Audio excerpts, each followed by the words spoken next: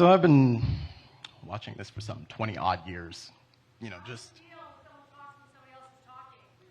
Oh, ma'am, you've been doing it forever. Welcome to the First Amendment. I fought for it. Sir, can you just stay focused on me? Taxpayer-paid jacket. Sir. Thank you. I brought it overseas. All right, sir, just ask me the question.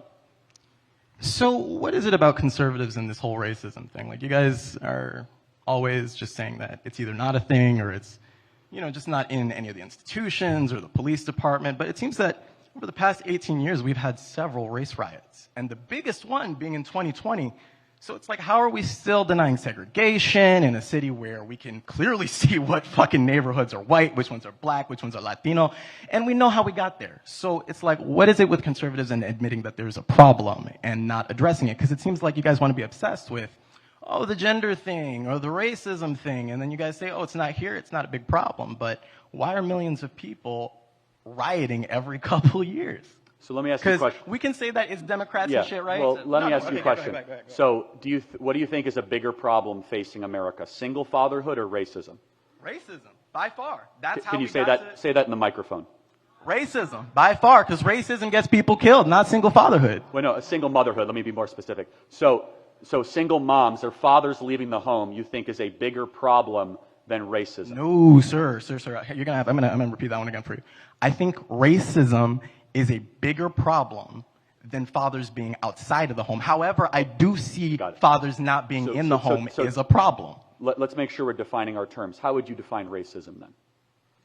Racism is a system of oppression used by a certain group using prejudice, institutional power, and it's situated by the media, government, and all these other institutions. Give me an example of one thing you as a black man cannot do that I as a white man can do in America. Got you. Okay, so about 2 weeks ago, right? I went to a DeSantis rally, got my ticket, all that good bullshit. Been to a million different, rallies of a kind, whether, I was a conservative at the time or whether I was a liberal, right? I know that as a black person, I am far more likely to be arrested for expressing my view, whether I am a conservative or a liberal. And I've done it on both sides. And oh, yes, I was arrested. You were probably being a jerk. That's why you were arrested. And that's the best part. And that's the best part, right? That's the best part. I wasn't even being a jerk. And the courts even found our beloved courts. Let me make sure I understand this. So you think the bigger problem than fathers not being in the home is a abstract conspiracy theory that you have that hecklers and jerks at political events are arrested because of the color of their skin?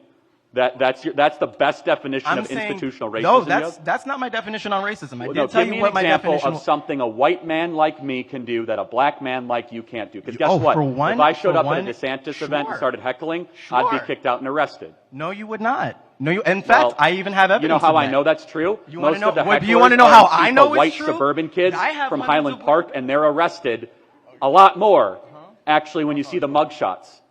Yeah. Oh, so white kids are arrested a lot more. Could that possibly be? Could that possibly be? Can you talk into the mic? And I'm just guessing here. Could it possibly be that white people are arrested more because you have a higher population and therefore by proximity you are more like, because it's math, it's basic math. I know we hate math. I know we hate it, but I passed it, unlike y'all. So let me ask you a question. How does racism contribute to black on black crime in Chicago? How is white people to blame for that? Oh, actually, matter of fact, that's actually a whole other issue. So let's talk about, so you want to talk about intracommunal violence as it pertains to racism. What does the white man have to do with that? And that's a great thing. I love the red herring that you threw in there. No, because intracommunal violence is proximal, right? So when we have segregation and we got races sitting in one area and you got another race in another area. Now, we never ask white people, why is white on white crime so high with white people, and but instead we focus on black people. Yeah, so out of the 530 murders in Chicago of the last year, how many were black on black crime? Hey, I wasn't looking. But you know what I do know? Well over 420 of them were black on black gang-related crimes. How is that racism to blame for that? Let's talk, so now are we going to talk about over-policing? I'm sorry, sir. You're kind of demonstrating. You can't answer the question. Would you like to talk about? I mean, we can talk about it. We can. Okay. Are you ready to address it, though? Well, are you ready to address it? Yeah. Because we can talk about black on black crime, but we need to talk about it as it pertains. We need to. Okay, let's talk about it, sis. I'm ready to talk about it. All right, hold on. So let me just narrow this down. So let me just say this, okay? All right. So if you were to rank the 100 biggest problems in America, Yeah. the fact that I know we're not a racist country is the best example you have. Is Okay, some so you know we're not a story of you racist getting country kicked based out of on a what? DeSantis rally. If we were a racist country, you'd say, Charlie, I can't go in a convenience store. Charlie, I can't go into school. No, we actually live in such a amazingly decent country that whoa. Don't. Let's not do that, okay? All I did. All right. All I did was speak. You're trying to pull it Oh, out. no. Mostly peaceful, everybody. Mostly I peaceful, wasn't. okay? I didn't lay hands on you. I All right. got witnesses. I did not touch you. No. All right. I touched the mic. We're going to wrap this one Don't up, play. but let me just Anyway. say this. We got racism we got racism all over the U.S. We just had a race riot 3 years ago. Okay, so let's in talk about- 2020. Wait, hold on. And, So- oh my God! And then we had all 50 states plus 18 countries. But don't worry, Alex. Wait, so I'm by not race laying no riots, hands you on mean them. you mean I used to mass wear the looting uniform of too. big I know screen how it works. TVs? Let me tell you, it is not an argument in your favor that we're a racist country because blacks decide to start burning down Wendy's and stealing stuff. That's called Actually, criminality. it is because and the you're not majority even, of you're black not even looking as Americans to why it found the happened. looting You're not to even be looking as to why it happened. objectionable. And that's cool. And that's cool. You know, we can definitely play, obtuse on the whole issue. Yeah, black people were burning it down. Why? Racism.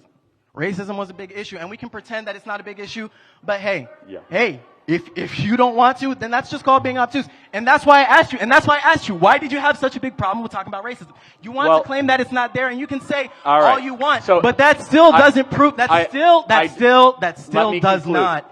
If you want to talk about racism that could be proven, rights. So let me give you some examples of racism that could be proven. How about affirmative action at this college that discriminates against Asian students and white students? How about affirmative action hiring practices in the federal government? We are such a decent, non-racist country. The best example that he has is to show that he was mistreated. And if he acted like this at the DeSantis event, I can see why he was kicked out of the DeSantis event. Next question.